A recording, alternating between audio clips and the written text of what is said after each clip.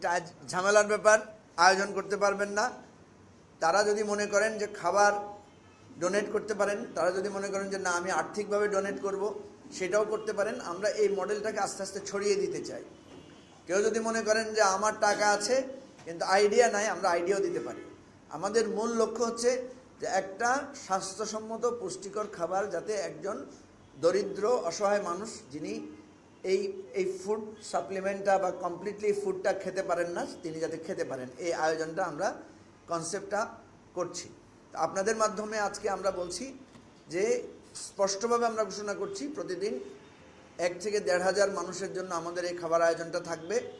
আপনাদের পরিচিত অসহায় মানুষ কারো যদি আপনারা জানেন বা থাকলে আপনারা আমাদের পাঠাবেন, আমরা চেষ্টা করব ওনাদেরকে এই খাবারটা দেওয়ার জন্য। আর যারা স্বেচ্ছাসেবা দিতে চান যে আমি খাবার বন্টন বিতরণে কাজ করব, তাদের জন্য আমরা আহ্বান করব তো আপনারা রেজিস্ট্রেশন করবেন, আপনারা আসলে এখানে স্বেচ্ছাসেবক হিসেবে কাজ করতে পারবেন। তৃতীয়ত যারা আর্থিকভাবে বা ফুড পাঠিয়ে খাবার পাঠিয়ে সাহায্য করতে চান, তাদের জন্য আমাদের অফিস উন্মুক্ত আছে। আমাদের সেন্ট্রাল ফান্ড জেনারেশনের যেই কমিটি আছে তাদের সাথে যোগাযোগ করলে ব্যাংক অ্যাকাউন্ট বা আদার্স যে কোনো মাধ্যমে আপনারা ফান্ড রেইজে আপনারা হাত মেলাতে পারেন।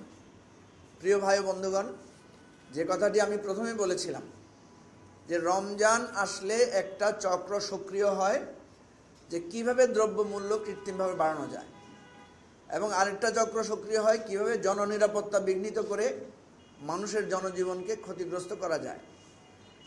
এই প্রত্যেকবারে আমরা দেখেছি এইগুলোর পেছনে যারা জড়িত থাকে এরা সরকারি দলের লোক হয়। সরকারি দলের প্রশ্রয়ে কিংবা সরকারি দলের কোনো না কোনো ধরনের ইনডাইরেক্ট ডাইরেক্ট প্রশ্রয়ে সহযোগিতায় এই ধরনের চক্র, অপরাধী চক্র এবং দ্রব্যমূল্য বৃদ্ধির চক্র কাজ করে। এবার একটা ইউনিক টাইম আমরা পেয়েছি যেখানে কোনো দলীয় রাজনৈতিক দলীয় সরকার না, এটাকে আপনি নিরপেক্ষ সরকারও বলতে পারেন, আবার এটাকে সর্বদলীয় সরকারও বলতে পারেন। এটা কোনো পার্টিকুলার দলীয় সরকার না। ফলে এবার আমরা প্রত্যাশা করছি, এটা স্বাভাবিক আমাদের প্রত্যাশা, যে এবার এই ধরনের কোনো সিন্ডিকেট হবে না, এবার এই ধরনের কোনো খুন খারাপি, মানুষের চুরি ডাকাতি রাহাজানি এগুলো হবে না। অর্থাৎ এবারের রমজানটা হবে অতীতের 10, 15, 20 বছরের ইতিহাসে সবচেয়ে শান্তিপূর্ণ রমজান, যেখানে মানুষ শান্তিপূর্ণভাবে ইবাদত বন্দেগী করে রমজানের যে পবিত্রতা, রমজানের যে শান্তিপূর্ণ সময় সেটা রক্ষা করতে পারবে। যদি অন্তর্বর্তীকালীন সরকার, আমি বলছি যে এটা এই সরকারের জন্য একটা টেস্ট, পরীক্ষা, কারণ আমরা সবাই এটার জন্য কনসার্ন শো করছি, আমরা অনুরোধ করছি যে আপনারা আগে থেকে ব্যবস্থা নেন। আপনারা জানেন যে থানা ভিত্তিক কারা ছিনতাইকারী, কারা এই সমস্ত অপরাধ করে, কারা চাঁদাবাজি করে, কারা এই সমস্ত জায়গায় দ্রব্যমূল্য বাড়ানোর জন্য নানা ধরনের চাপ প্রয়োগ করে, এদের কম বেশি সবাই আমরা জানি। সামাজিকভাবে সহযোগিতা করলে এদেরকে ধরাও যাবে। সুতরাং আমরা সরকারকে বলবো এই জায়গায় অত্যন্ত কঠোর একটা অবস্থান আপনারা নেন। যেহেতু এখন একটা অপারেশন ডেভিল হার্ট চলছে, সো এটাও একটা এক্সট্রা অপরচুনিটি আমাদের জন্য। অর্থাৎ আমি বোঝাতে চাচ্ছি এবারে এই সরকারের জন্য এটা একটা সুযোগ, একই সাথে এটা একটা কঠিন পরীক্ষা। সরকার যদি ব্যবস্থা নিয়ে এই পরীক্ষায় উত্তীর্ণ হয়, আমরা চাইব এবারের রমজান ঈদ সব মিলিয়ে মানুষ একটা ভিন্ন টাইপের রমজান, আরামদায়ক ইবাদত বন্দেগী করার শান্তিপূর্ণ একটা সময় অতিবাহিত করবে। স্পেশালি আমরা বলছি যে যানজটের বিষয়টাতে আপনারা স্পেশাল প্রিকশন নেন। 2টার পর থেকে ভয়ানক যানজট হয় ঢাকা শহর সহ চট্টগ্রাম, রাজশাহী, খুলনা, আরও বিভিন্ন জেলা শহরও এখন হচ্ছে।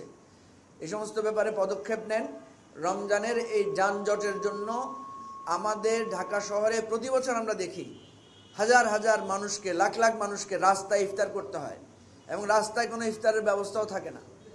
তো সেজন্য সিটি কর্পোরেশন এই ধরনের একটা উদ্যোগ নিতে পারে, সেটা হচ্ছে যে এই যানজটে আটকে থাকা লোকদের জন্য যাতে একটা সামাজিকভাবে ইফতারের একটা ব্যবস্থা থাকে। আমরা আমাদের দলের পক্ষ থেকে আমরা চেষ্টা করব।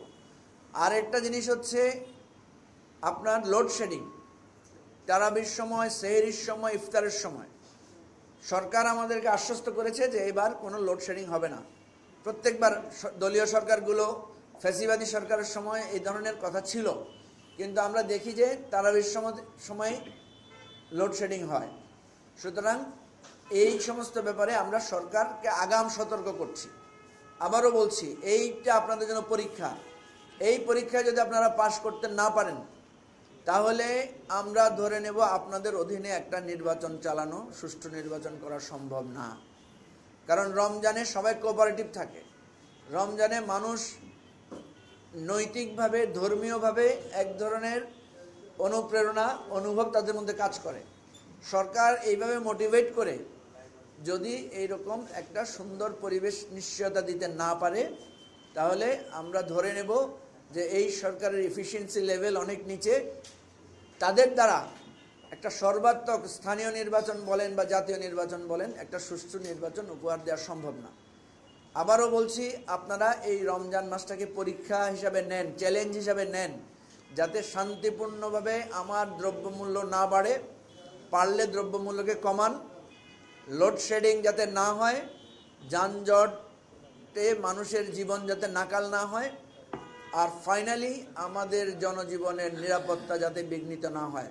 আমরা আর একটাও ডাকাতির ঘটনা, চুরির ঘটনা, ছিনতাইয়ের ঘটনা, অ্যাসিড নিক্ষেপের ঘটনা, নারীদের সম্ভ্রমহানির ঘটনা আমরা আর দেখতে চাই না। প্রিয় দেশবাসী বন্ধুগণ, আসুন রমজান যাতে আমরা সবাই শান্তিপূর্ণভাবে, যেই ভাব গাম্ভীর্যপূর্ণ পরিবেশে আমরা যদি উদযাপন করতে